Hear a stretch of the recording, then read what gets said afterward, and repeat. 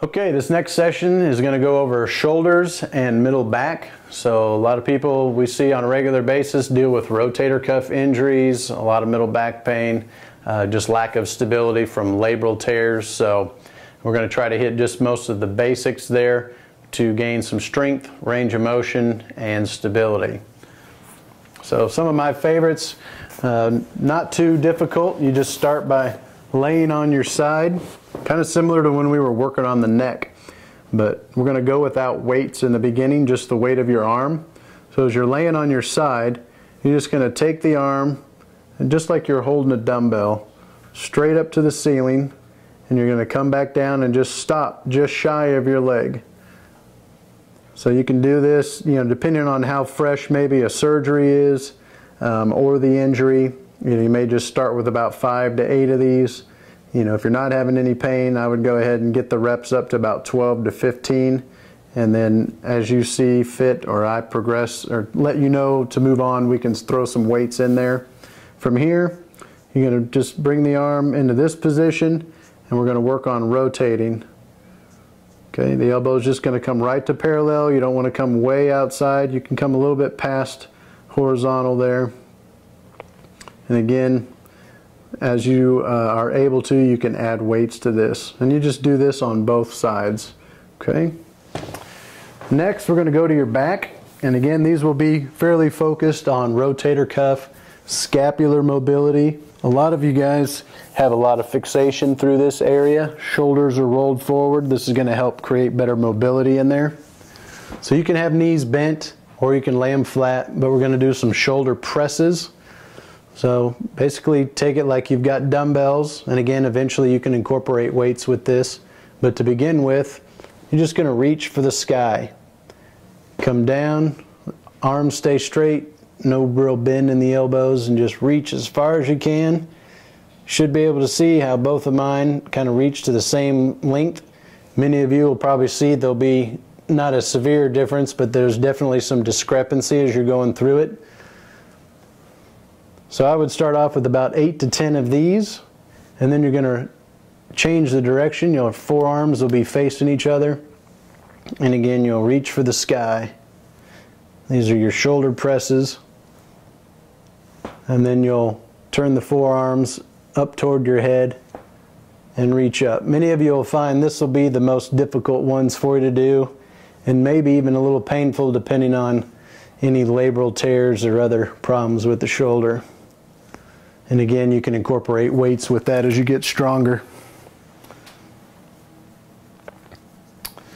All right, the next, in a sitting position, these will be isometrics for the shoulder. We call these the push-pull isometrics. So to begin with, you just interlock your fingers, okay, and you're going to pull your arms apart. And as you're doing that, basically you're going to squeeze the shoulder blades together and hold that position. So as we pull, we squeeze and hold for about 5 seconds. And again, just making sure you're breathing through all of this. Now you're going to lock the wrists and you're going to push into each other. So you should feel your biceps and your pecs contract a lot more. And then you're going to go into pull and squeeze. So I usually recommend about 3 to 5 of those, and then make sure you switch your grip, because that's definitely going to change the use of the muscles there, and follow the same pattern. Pull and squeeze, lock and push. Now after those, we progress into more shoulder mobility. So you're only going to pull the hands apart. So if you'll notice how everything is nice and level with my arms. You want to maintain that. Keep your hands right here in front of your sternum. And we're going to pretend you're in a kayak and we're trying to go forward. So it's best if you're sitting on these. It stabilizes the pelvis and keeps all the movement focused on the shoulders and scapula. And then we want to pretend like we're going to row the kayak backward. Okay, takes a little brain-body coordination there. Many of you may not feel very coordinated in the beginning, but just stick with it and it'll start to come around. You may even feel a lot of clicking and crunching in there as that's freeing those fixations up. All okay things. Again, if you have any questions, any concerns with any of that, just stop what you're doing and you can call us and we'll help you out with that some more. We're going to go ahead and go on our backs again. This one's called the wall angels. Wall angels can be done in about 3 different positions. We're going to start off on your back. Okay, again, you can have the knees up. You're going to have your arms above your head. And for some of you, this will be a challenge because, again, as your shoulders are rolled forward and you have an anterior head posture, your arms won't want to lay down, which is okay. Just do the best you can. So from here, you're going to pull the elbows down to your side and squeeze your shoulder blades together. And then you're going to stretch forward. So these are called wall angels, supine, or on your back. And then from there, we're going to do the same thing on our stomach. So if you can hang off the edge of the bed.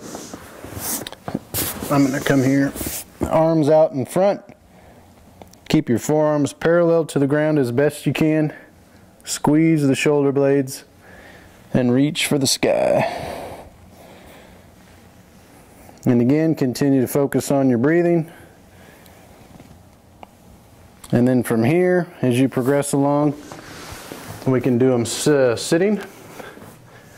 Okay, the wall angel part, where it gets difficult, is you can back yourself up right up to a wall and try to keep the back portion of your arm touching the entire time. So as you start off here, you pull down and squeeze the shoulder blades, trying to keep the back of your palms on the wall.